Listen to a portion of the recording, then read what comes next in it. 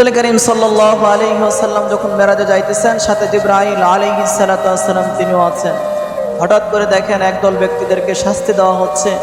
তাদের জবান দিয়ে সাপ বিচ্ছু বাইর হইতেছে, কানের ছিদ্র দিয়ে সাপ বিচ্ছু বাইর হইতেছে, নাকের ছিদ্র দিয়ে সাপ বিচ্ছু বাইর হইতেছে, পিছনের রাস্তা দিয়ে সাপ বিচ্ছু বাইর হইতেছে। এমন ভয়াবহ অবস্থা দেখে জিজ্ঞাসা করলেন, ভাই জিবরাইল, এই সমস্ত ব্যক্তি কারা? এদেরকে এত কষ্ট কেন দেওয়া হচ্ছে? ডাক দিয়া বলেন, ইয়া রাসূলুল্লাহ, আপনার উম্মতের ভিতর হতে ওই সমস্ত লোক, ওই সমস্ত ব্যক্তি তারা দুনিয়ার জমিনে থাকতে সুদ খাইতো, ঘুষ খাইতো, তাদেরকে আল্লাহ পাক রব্বুল আলামিন এই শাস্তিতে রেখেছেন। রাসূল করিম সাল্লাল্লাহু আলাইহি ওয়াসাল্লাম এই জন্য বলেন, চার শ্রেণীর ব্যক্তি যারা সুদখোর, ঘুষখোর, এদের শাস্তি খুব ভয়াবহ হবে। যারা সুদ দেয়, যারা সুদ খায়, যারা সুদ লেখালেখি করে সুদের বিষয়ে, যারা সুদের বিষয়ে সাক্ষী থাকে, এই সব চার শ্রেণীর ব্যক্তি একই রকমের গুনাহ, একই রকমের শাস্তি হবে এদের। আমরা এখন আমাদের ভিতরে অনেক ব্যক্তি আছে সুদ খেয়ে থাকি। মনে রাখবেন, কোরআনুল কারীমের ভিতর আল্লাহ তাআলা এই সুদের বিষয়ে অনেক কিছু বলেছেন এবং এদের বিষয়ে আল্লাহ এবং আল্লাহর রাসূলের জিহাদ ঘোষণা করেছেন। তারা সুদখোর, ৭০টা গুনাহের বিষয়গুলো উপলব্ধি করা হয়েছে।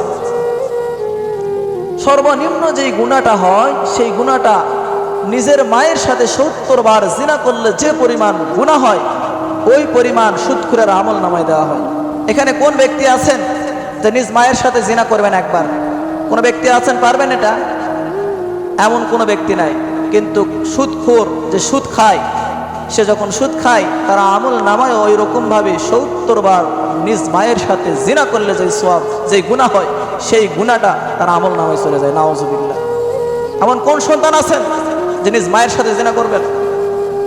তাও যদি লজ্জা না হয় আপনার, আপনি খাইতে থাকেন।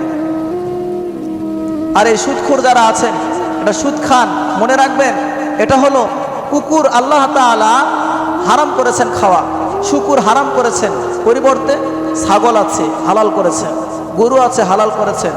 আমরা ছাগল, গরু হারাম হালাল দেখে কিন্তু খাই, কিন্তু শুকুর, কুকুর এগুলো হারাম, এই জন্য আমরা খাই না, তাই কিনা? কিন্তু সুদ যে আল্লাহ তাআলা হারাম করেছে, এটা কিন্তু আমরা ছাড়ি না। এই জন্য মনে রাখবেন, আমাদের ভিতরে যারা সুদ ঘুষ খায়, এই ব্যক্তিগুলো কুকুর শুকুরের পায়খানা খায়। কি খায়?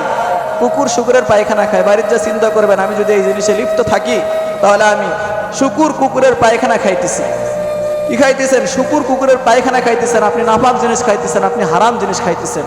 আর একটা কথা মনে রাখবেন, না, একটা কথা সাফ সাফ বলে দিই, এই সুদখোর যারা আছেন, যারা সুদ খাইতেছেন, তাদের জন্য কোনো জুমার নামাজ নাই, তাদের জন্য কোনো ঈদের নামাজ নাই, তাদের জন্য কোনো শবে কদর নাই, তাদের জন্য কোনো শবে বরাত নাই, তাদের জন্য 5 ওয়াক্ত নামাজ নাই। যখন আপনি সুদ খাবেন, এই নাপাক খাইবেন, শুকুর কুকুরের পায়খানা খেয়ে তো আপনি মসজিদে আসলেন, আল্লাহু আকবারের ধ্বনি আপনি দিলেন, আল্লাহু আকবার, আসমান পর্যন্ত যাবে না। সুবহান রাব্বিয়াল আযম রুকুতে বললেন, আসমান পর্যন্ত যাবে না। সুবহান রাব্বিয়াল আলা আপনি বললেন, আসমান পর্যন্ত যাবে না। কেননা আপনি তো নাপাক জিনিস খেয়ে আসছেন। নাপাক জিনিস খেয়ে আল্লাহ তাআলার পবিত্র নাম নেওয়ার অধিকার আপনাকে কে দিয়েছে? কে দিয়েছে আপনাকে? আপনি শুকুর কুকুরের পায়খানা খেয়ে আসে আল্লাহ তাআলা প্রশংসা করবেন, আল্লাহ তাআলা আপনার ইবাদত কবুল করবে না।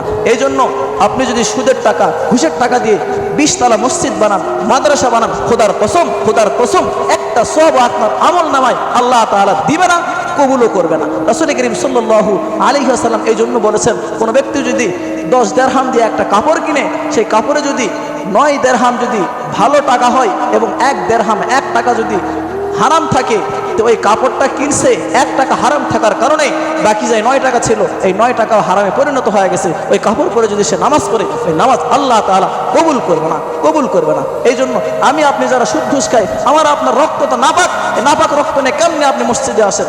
কেমনে আপনি মসজিদে আসে আল্লাহু আকবারের ধ্বনি দিয়ে আপনি সওয়াব কামাই করবেন? এটা কেমনে সম্ভব? এটা সম্ভব না।